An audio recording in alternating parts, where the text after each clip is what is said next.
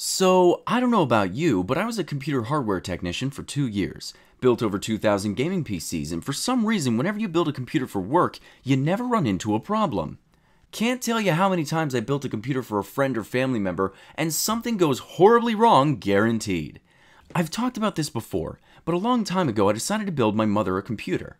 Her mom had just passed away, and my brother and I decided that we should surprise her with a new PC when she got home. This computer had a lot of issues and was one of the most stressful and annoying builds that I've ever done. Firstly, I had to lie to my mother.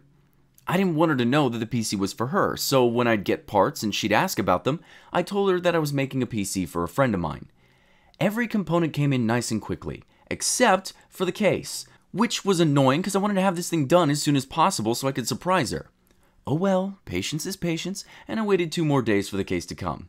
Not that big a deal, I'm just an impatient American. It's how we are. A couple days later, the case comes and I start putting the PC together. I was so excited. See, my mother was in Kansas getting her mother's things in order while all this was going on. She had about a week left out there, so I felt good about getting her new computer done quickly before she got back. I get the computer set up, press the power button, and nothing! Great, so now I have to sort through a bunch of crap and find out which component's broken. Now, when this happens, you hope it's the power supply or the CPU. You definitely don't want it to be the motherboard, because then that pretty much means all the work you put into building the system has to be undone, and then when you get the new motherboard, you gotta do it all over again. This is such a kick in the nuts, too, because in a way, when a component is dead, it makes you feel like you messed up, like you did something stupid and ruined the PC. I've had people tell me that they've come to tears because of how much stress their computer gave them. Me, I'm not that emotional, or at least if I start to get that emotional, I throw myself and my stupid feelings off a cliff and get back to the problem. So, my mother's PC wouldn't turn on. After moments of anger and trying to figure out what was going on, turned out the motherboard that I bought was dead on arrival. So I had to return it and wait for that. My mother gets home from her trip in Kansas and asks about the PC. I tell her that it's for a friend of mine that I was working with at Walmart at the time who wanted a PC and that the motherboard was fried. It kinda sucked because now my surprise element had been semi-ruined. I mean, at least in the regard that she knew what it looked like. Again, no big, and after another week of waiting, I finally get the board and we put the system together. Now, if you've heard this story before, you may know that there hasn't really been an update on this for a while. But a little bit ago, I decided it was time to take my mother's haunted computer and upgrade it. Her PC was so slow that it couldn't even play videos that she recorded on her phone and transferred to her PC. So it was about time to improve this little system. Now, I did have a motherboard that I'd gotten from Falcon Northwest before I'd left. It was an EVGA Z270 classified, and I remember one of my coworkers saying that it was a problematic motherboard. As far as I knew, one of the motherboard fan connectors didn't work, and there could have been a faulty DIMM slot, which didn't bother me, especially if we didn't use those RAM slots or that fan connector. The only thing we needed was a CPU, and after doing some research, I got my mother the i5-6600K, which is a more than powerful enough processor for the kinds of web browsing that she does. The CPU comes in and we're ready to go, so I start the build. The first thing I had to do was take apart her old computer. And let me tell you, removing that piece of crap ass rock out of her PC felt great. What a bad son I was for buying her that all those years ago. After that, I did a little case dusting. Please be sure to do this every so often. After that, it was time to prep the motherboard. Typically, I'll install the RAM and the CPU while the motherboard's outside the case. A Falcon habit that I'll probably never outgrow.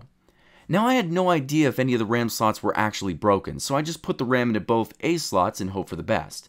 This is when we ran into our first issue. See, I had the RAM saved over from an old Amazon order. Some Team Vulcan 3000 MHz RAM.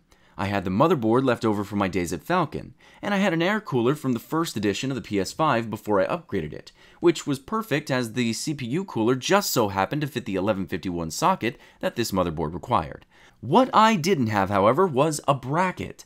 I didn't have any way to attach the CPU cooler to the motherboard, so I tried a couple different things. The first idea was to design a bracket. I took a piece of wood and cut it into a small square. Then I cut the middle part out of that, sanded it down, put some holes in each corner that matched the cooler, and... What happened? Alright. Well, that sucked. It seems the wood that I used wasn't thick enough to hold the CPU cooler down, so I had to come up with a better idea. Now, I'm not exactly proud of this, but I took some rubber bands, needled them through the holes in the motherboard, and then wrap them around the CPU fan. Honestly, it worked well and really held that CPU fan in there. I then spent another hour cleaning up the cables, making sure everything looked good, and booted the computer up. Now, I wish I could say that all of this worked, that this janky system actually became my mother's daily driver, but unfortunately my mother's computer is completely cursed to always have the same issue: the motherboard. See, this board did in fact have some deeper issues than we expected.